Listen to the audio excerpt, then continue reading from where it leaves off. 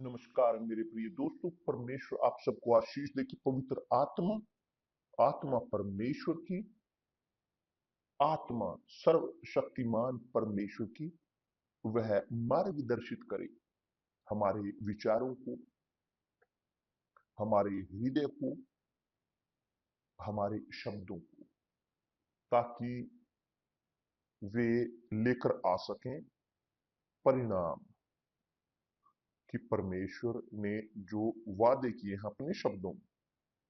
परमेश्वर इस्तेमाल करते हैं अपने शब्द को, अपने पवित्र शब्दों को निर्धारित करने के लिए आशीषों का और निर्धारित करने के लिए शापों को भी। ये परमेश्वर के शब्द हैं जो कहते हैं आज्ञाकारिता के साथ परमेश्वर के शब्द की हम आशीष प्राप्त करते हैं प्राकृतिक तौर पर, बिना चाहे हम योग्य ना हो।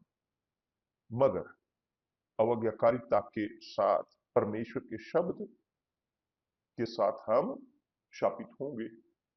कोई कोई रास्ता नहीं कि कोई ऐसा नहीं कि जो उसे रोक सके। तो शब्द के साथ परमेश्वर आशीष देते हैं, मगर न केवल उनके शब्द के साथ हमारे प्रति हमारे शब्द उनके प्रति भी। तो प्रभु यीशु ने कहा इस प्रकार, तेरे शब्द के कारण तू धर्मी ठहराया जाएगा और तेरे शब्द के कारण ही तू दोषी ठहराया जाएगा। तब इससे पहले उसने कहा है कि भला मनुष्य वह अच्छी चीजों को अच्छे खजाने से, अपने हृदय के अच्छे खजाने से निकालता है, मगर बुरा व्यक्ति बुरे खजाने से वह बुरी ही चीजें निकालता है। कि दूसरे शब्दों में हमारे शब्द हमारे शब्द वे परिणाम हैं कि जो हर एक हमारे अंदर है, हमारे हृदय के अंदर। यही है कि जो यहाँ पर वो कहते हैं कि भला मनुष्य भले खजाने से, अच्छे खजाने से, अपने हृदय की अच्छी चीजें निकालता है, मगर बुरे खजाने से, बुरे हृदय से बुरी ही चीजें निकलती हैं। तो अब मैं क्यों चाहता हूं कि आप ये समझें परमेश्वर के शब्द के बारे में। शब्द नहीं मरता, आप जानते हुए कोई भी शब्द जो आप, मैं या हम बोलते हैं, वे जीते हैं अनंत काल तक।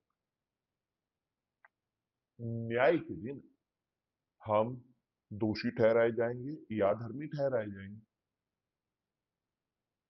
परमेश्वर या बल्कि जो उन शब्द के अनुसार जो हम बोलते हैं, स्पष्ट है कि प्रभु यीशु शब्द है, वो शब्द की जो शरीर बना और वो पुकार करते हैं उनके लिए कि जो उन पर विश्वास करते हैं, कि दूसरे शब्दों में विश्वास उनके शब्द पर।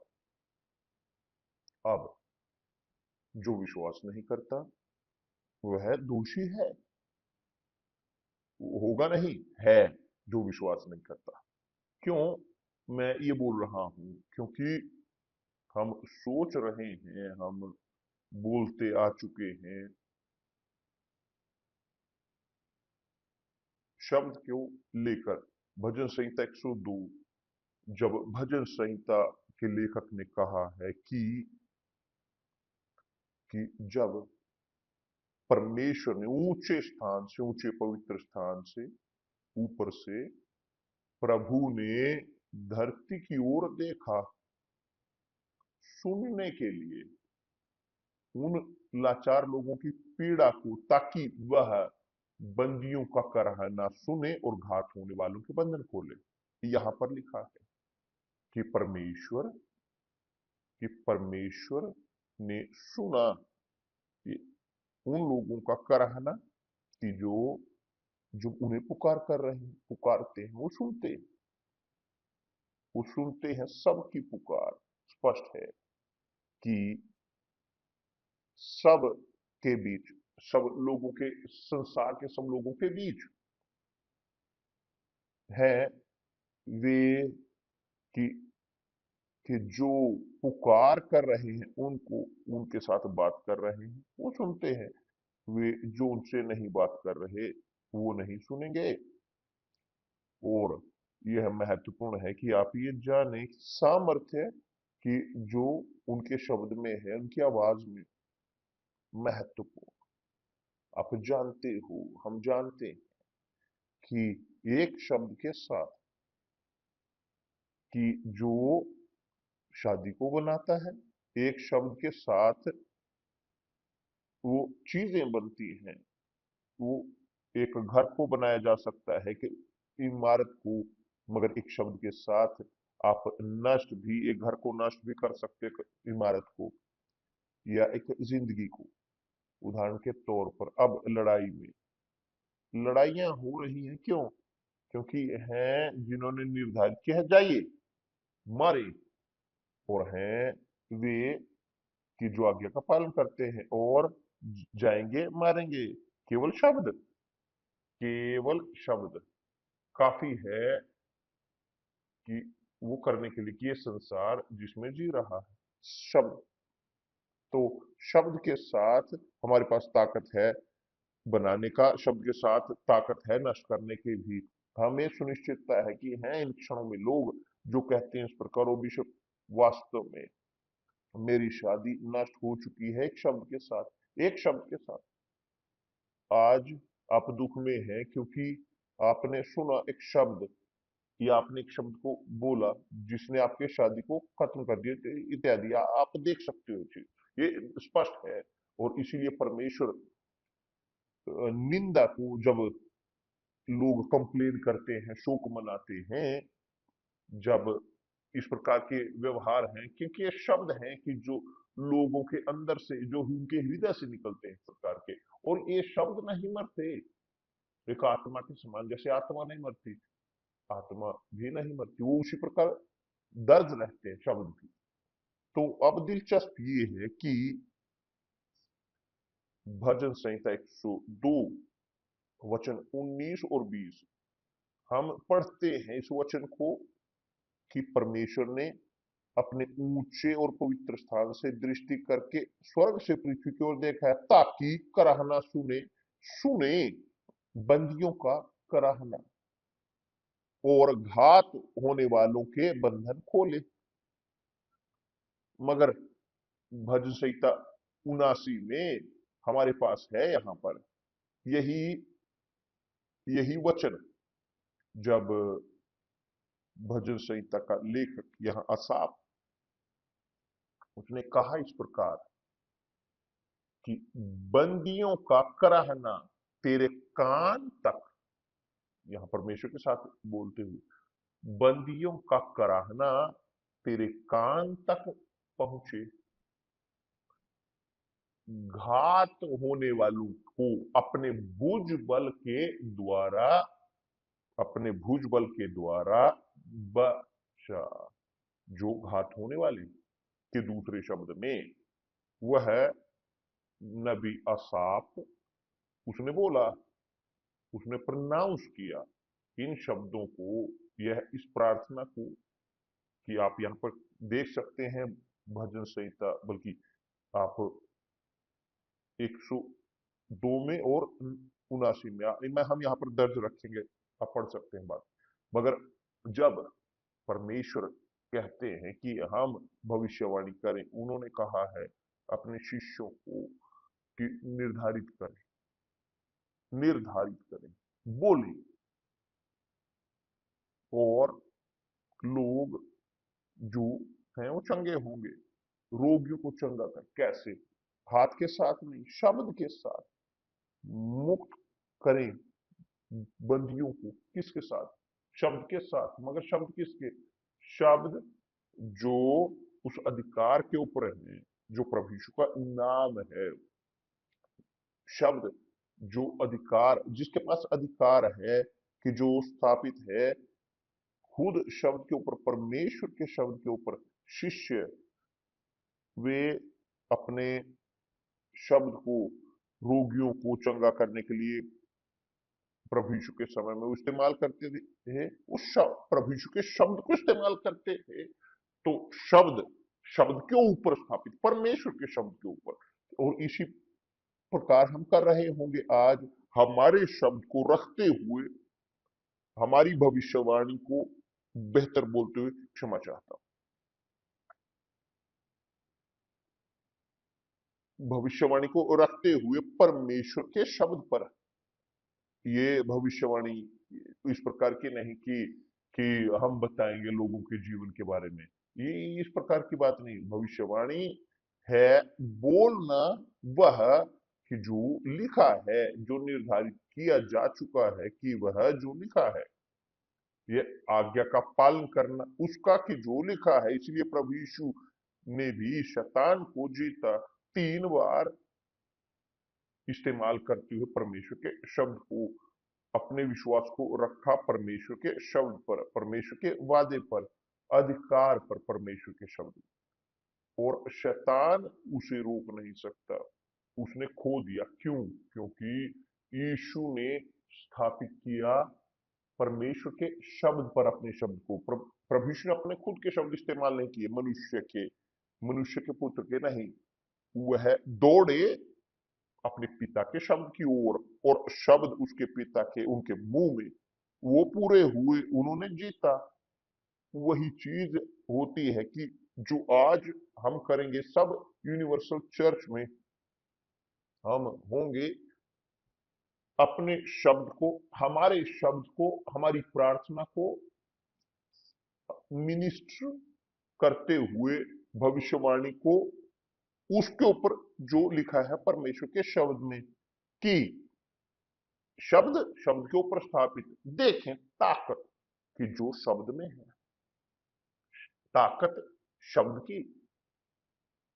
क्योंकि मेरे प्रिय दोस्त, शब्द के पास ताकत है बनाने की, और शब्द के अंदर ताकत है नष्ट करने की भी। हम मनुष्यों के, मगर परमेश्वर के सेवक, परमेश्वर के दूत, शिष्य प्रभु यीशु के, जो अनुसरण करते हैं परमेश्वर के शब्दों का, भविष्यवाणी करते हैं, बोलते हैं, निर्धारित करते हैं परमेश्वर के शब्द के अनुसार। तो ये शब्द के ऊपर शब्द है, और परमेश्वर के शब्द के ऊपर, और ये शब्द है हमारे मिनिस्टर करते हुए परमेश्वर के शब्द के ऊपर उनके लिए कि जो पीड़ा में हैं। आप जो इस परिस्थिति में हैं, दबे हुए, गिरे हुए, इच्छा है आपकी अपने आप को मारने की, आप जो खोए हुए सालों और सालों से अपने जीवन के लक अपनाते हुए यहाँ वहां, आप जो कोशिश कर चुके हैं अपने हर प्रकार से संभव जो हो सकता था, आप निकल निकले हैं। आप कैद में हैं, आध्यात्मिक कैद में, भौतिक नहीं।